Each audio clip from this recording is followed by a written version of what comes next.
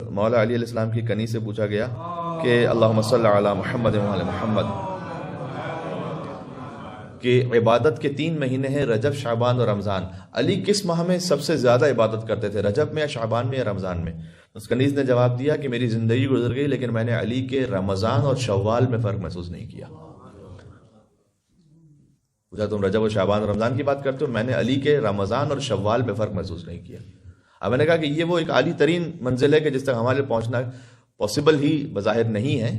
رمضان کی کیفیتیں ہی کچھ اور ہوتی ہیں، رمضان میں اجتماعات ہی کچھ اور ہوتے ہیں۔ وہ ایک مستبصر نان مسلم جو آتے ہیں اسلام کی طرف، اس میں سے ایک کا میں ویڈیو دیکھ رہا تھا جس میں وہ اپنا تجربہ بیان کر رہے تھے۔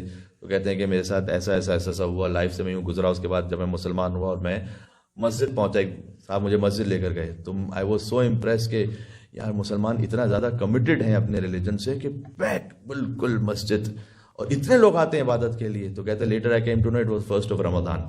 پھر مجھے پتا چلا کہ اچھا یہ پہلی رمضان تھی، اس کے بعد پھر کیا ہوتا ہے وہ پھر بعد میں مجھے پتا چلا رمضان کے بعد کیا ہوتا ہے۔ جو مولانا ذیشان حضرت جوادی صاحب علیہ اللہ مقامہ فرمایا کرتے تھے عید کے دن، کہ عید کے دن فقط مسلمانوں کی عید نہیں ہوتی، مسجد کی بھی عید ہوتی ہے۔ اور اتنا بڑا اجتماع ماشاءاللہ سے، یہ نہیں کہہ رہا ہوں کہ عید پہ اجتماع کم ہونا چاہیے، لیکن انشاءاللہ باقی موقعوں پر بھی کچھ نہ کچھ ہماری شرکت ہونی چاہیے۔ تو انہوں نے کہا کہ اتنا بڑا اجتماع ہوتا ہے عید پر کہ مسجد ظاہر کم پڑ جاتی ہے، یا امام بارگاہ یا سینٹر کم پڑ جاتا ہے، چھوٹا پڑ جاتا ہے، تو لوگ یہ کہتے ہیں کہ بڑا سینٹر ہونا چاہیے، خالی جو یعنی کیوں جو ہے وہ اتنی کم جگہ ہے یہاں پر۔ اور اس سے اگلے دن جب پہنچیے تو پھر پتہ چلا کہ پورا سینٹر ہی خالی پڑا ہوا، اور صرف مولانا موجود ہیں، ان کے ساتھ 2-3 بات کرنے والے موجود ہیں اور کوئی بھی نہیں۔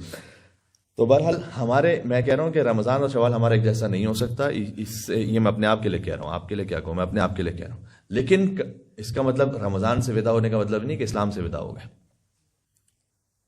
تو مولا علی علیہ السلام میں جو معیار دیا وہ یہ تھا کہ ان کے رمضان و شوال میں فرق نہیں تھا۔ سبحان اللہ، کیا کہنا۔ اور پھر اس کنیز نے آگے یوں کہا کہ میری زندگی گزر گئی تو میں نے علی کے لیے دن میں کبھی دسترخوان نہیں لگایا اور رات میں کبھی علی کے لیے بستر نہیں لگایا۔ تو بہرحال یہ رمضان المبارک میں اللہ تعالیٰ نے ہمیں ایک ریاضت کا موقع عطا کیا ہے کہ حکم خدا سے حلال کو چھوڑ دو تو انشاءاللہ رمضان کے بعد حرام چھوڑنے کی بھی عادت ہو جائے گی۔